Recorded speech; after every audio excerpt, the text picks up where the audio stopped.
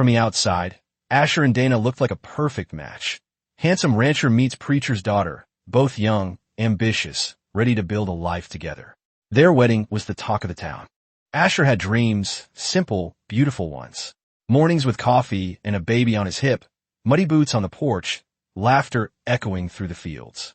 But those dreams cracked just a few months in. One quiet evening, Dana sat beside him on the porch swing, sunset glowing across the barn roofs, and said softly, "I don't want kids. Not now, not ever." At first, he thought she was joking. But her eyes didn't flinch. Asher's chest tightened. It felt like a storm passed through his ribs. Still, he nodded, told her they had time, even though part of him broke right there.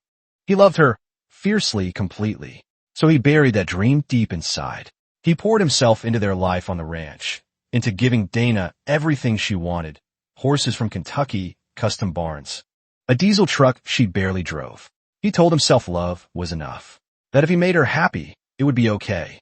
But beneath the surface, something started to shift, and it was only a matter of time before it all unraveled. Dana was never one to settle quietly into routine. She was magnetic, knew how to tell the smile just right, how to hold a gaze a second too long. While Asher built fences and balance books, Dana built fantasies.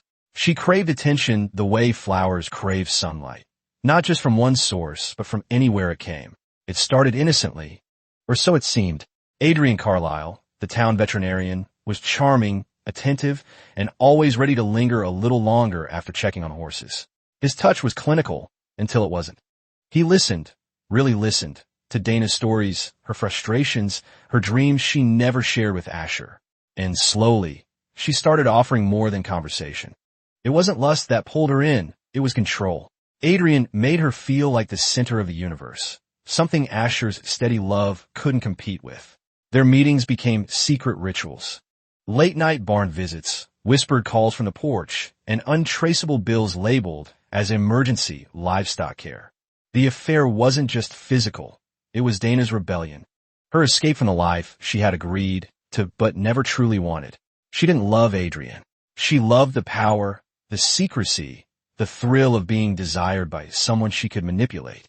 Meanwhile, Asher remained in the dark, blind to the shift in her eyes, the softness of her voice reserved for someone else. And the worst part? Dana didn't feel guilty. Not yet. She felt alive. And that feeling, however fleeting, was worth everything she was about to destroy. It was a Tuesday when everything shifted. The sky was overcast, the kind of gray that made everything feel just a little heavier. Lena Caldwell showed up at Asher's doorstep unannounced, her eyes rimmed red, clutching a worn folder like it contained poison. She was Dana's best friend. 10 years of shared secrets, girls' weekends, and wine-soaked confessions. Asher welcomed her in, confused, expecting talk of a surprise party or maybe baby shower plans. But Lena didn't sit. She placed the folder on the kitchen table and whispered, "I can't keep this from you anymore." Inside was a storm. Screenshots of texts, selfies taken in hotel mirrors, late-night transaction receipts, even ultrasound paperwork under a different name. Dana wasn't just unfaithful. She was calculating. And the baby she carried, the one Asher had already imagined cradling in his arms, wasn't his. He felt the floor tilt beneath him. Lena kept talking, guilt bleeding from her voice. She had known for months. Dana had sworn it would end, promised it was harmless. But it hadn't ended. It had deepened, grown, festered. Lena said she'd try to look away, try to stay loyal. But watching Asher plan nursery shelves and repaint the guest room while Dana laughed behind his back, it broke her. "I'm sorry," she whispered. But Asher didn't answer. He couldn't. His heart wasn't just broken, it had been detonated. And now, all that was left was truth, raw and burning, sitting in a folder on the table where he used to imagine his future. Pastor Malcolm Whitmore had built his life like a cathedral, grand, immovable, and polished until it gleamed. His sermons drew crowds.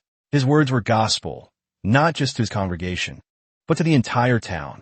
And yet, behind those gold-framed glasses and carefully chosen scriptures was a man terrified of cracks in his foundation. When Asher learned the truth about Dana's affair, what stunned him even more was who had known all along. Malcolm, the man who had blessed their union, who stood before God and the community and called their love sacred. He had known. He had advised Dana to keep quiet, to protect the family name. "We all make mistakes, son," he told Asher one morning in the church parking lot, his voice silk-wrapped steel. But forgiveness, that's where true character lies. Asher stood there, stunned, tasting bile at the back of his throat. Malcolm wasn't asking for understanding. He was issuing a warning. Fall in line. Protect the image. Or face the consequences. And Asher saw it then. Not just a flawed father, but a man whose whole world was built on illusion. The Whitmore family didn't care about right or wrong. Only reputation. Dana's betrayal wasn't the scandal. Asher's potential reaction was. That's what terrified them. Not the sin, but the exposure. It wasn't just about a broken marriage anymore. It was a power play. And Asher realized he wasn't just fighting for his dignity. He was standing against a legacy of control built on generations of silence. Asher didn't yell. He didn't throw things, didn't storm out into the night or confront Dana in a blaze of fury.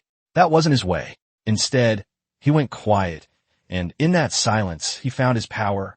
While Dana decorated the nursery with warm neutrals and pinned baby name ideas to her secret boards, Asher moved like a ghost within his own home.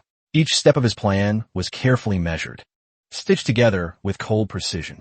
He contacted Cole Maddox, a sharp-witted attorney with a reputation for dismantling infidelity cases like clockwork.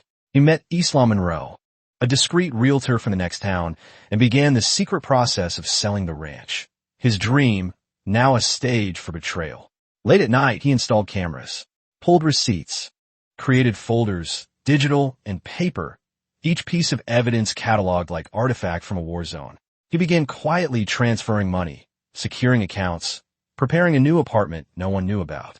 Even the animals were relocated. Dana's prize-winning horses, her beloved Brahmin cows, gone, moved under cover of dusk without a single tear. Asher wasn't being cruel. He was being clean, precise. This wasn't revenge. It was a reclamation. Every box packed, every signature filed, was a step toward freedom. And all the while, Dana never noticed. She kissed him goodnight. She laughed at his jokes. She played the role of wife as if the script still made sense. But Asher wasn't acting anymore. He was building an exit so seamless it would feel like vanishing. And when the time came, she wouldn't see it coming. The house was still when Dana came home. Too still. The kind of silence that creeps up your spine and whispers that something is wrong. She stepped inside, heels clicking on the hardwood, expecting the hum of life. Asher fixing something in the shed, a kettle on the stove. Instead, emptiness greeted her like a stranger. The furniture was gone. The baby clothes she'd folded that morning vanished. The framed wedding photo that once sat proudly above the mantel, a shadow in the dust. And in the center of the kitchen island, like an offering, lay a single envelope and a twisted band of metal, Asher's wedding ring. Her breath hitched as she tore the letter open, eyes scanning words that cut sharper than any scream. I know. The texts, the receipts, the ultrasound under another name, I saw it all. You weren't careful. You just assumed I'd never look. The words were calm, but their stillness was searing. The farm? Sold. The money? Secured. The life we built? Erased. Because while you were playing house with someone else, I was preparing for your curtain call. Dana staggered back, heart pounding as the weight of it all crashed over her. This wasn't a fight. It was an execution. Clean. Undeniable. Final. She turned in a slow circle, hoping it was some elaborate message. Some twisted prank. But there was nothing. Only air, absence, and the realization that she had underestimated the quiet man she thought she could control. Asher didn't leave in anger. He left in triumph. Dana's family didn't take the silence well. When word of the empty house spread, when Pastor Malcolm realized Asher had not only walked away, but taken everything with him, the reaction was swift, brutal, and cloaked in righteousness. They didn't see Dana's affair as the scandal. They saw Asher's exit as betrayal. The carefully polished image of the Whitmore legacy was now cracking in public view, and Malcolm would stop at nothing to contain it. He sent his nephews, James and Calvin, under the guise of talking some sense into Asher. But Asher wasn't caught off guard. Cole Maddox had warned him, had made calls, and when the two men pulled up to the apartment complex late one night, headlights off and tempers hot, two off-duty deputies were already stationed nearby. What happened next unfolded fast, too fast. Shouts, a flash of metal, then gunfire. Asher hit the floor, heart thundering, not in fear, but in grim recognition. This wasn't about Dana anymore. This was about pride, control, image. Pastor Malcolm hadn't been protecting his daughter. He'd been protecting his pulpit. The fallout was immediate. News spread like wildfire. One cousin dead, the other arrested. A warrant issued from Malcolm himself, who fled under the cover of night. The church that once echoed with his voice now sat hollow and quiet, its pews empty, its sermons silenced. For Asher, the danger was real, but the message was clearer. This wasn't just about love lost. It was about power unmasked. And for the first time, the town finally saw the truth. Asher didn't look back. While the town buzzed with whispers and the Whitmore name fell from grace like a toppled statue, he stepped into a quieter, simpler life. He rented a modest apartment just outside the city. 2 bedrooms, creaky floors, a small balcony where the morning sun spilled in like honey. No one knew his name here. No one asked questions. The silence wasn't empty. It was healing. He adopted 2 German shepherds, Ranger and Diesel, brothers, loyal and alert, who became his shadow and shield. Morning started early with coffee from the cafe, down the block, and long walks through the dew-slick streets. He took on freelance design work, just enough to pay the bills and keep his hands busy. The days were steady, predictable, quiet. No more pretending. No more lies humming beneath the surface. Sometimes he caught himself standing still, just breathing, just being. Neighbors waved. The woman at the pet store offered him a drink after work. He smiled but declined. Not yet. The scars were still fresh, but they were fading. He didn't crave revenge or closure. He had something better, peace. In his small apartment with no ghosts in the walls, no betrayal in the sheets, Asher found something rare, freedom.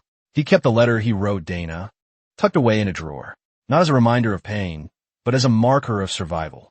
He hadn't just escaped her lies. He had escaped the man he used to be. And now, every quiet breath felt like a brand new beginning. Some nights, Asher still felt the echo of the life he left behind. The distant hum of a tractor, the creak of the porch swing, Dana's laugh in a room he no longer entered. But those echoes grew fainter with time. He met with Cole at a worn-down bar downtown. The kind where the jukebox stuck on old country songs and the bartender never asked questions. Still enjoying the quiet life? Cole asked, raising an eyebrow over his beer. Asher smiled faintly, swirling his bourbon, like a monk in a monastery. Cole chuckled, then pointed his bottle at him. Just promise me, next time, before you fall in love again, we write a prenup first. Asher smirked. Scout's honor. It wasn't bitterness in his voice, it was clarity. He had faced a fire and walked through it without letting it consume him. Freedom wasn't loud or glamorous. It was coming home to silence that soothed, not suffocated. It was dogs by his side, coffee that stayed hot, and a future that felt wide open. He didn't need revenge or a new love to prove he'd healed. The fact that he was still standing was proof enough. In today's world, where image often outweighs integrity, Asher's story is a powerful reminder. Protect your peace, even if it means walking away from what once felt like home. Betrayal can come from the people closest to us, hidden behind smiles and routines. But true strength isn't in loud revenge. It's in quiet clarity, in choosing yourself over chaos. If you ever find yourself in a situation where love turns into manipulation or secrecy, don't ignore the signs. Trust your instincts, prepare with wisdom, and leave with dignity. You owe it to yourself to live a life rooted in truth, not illusion.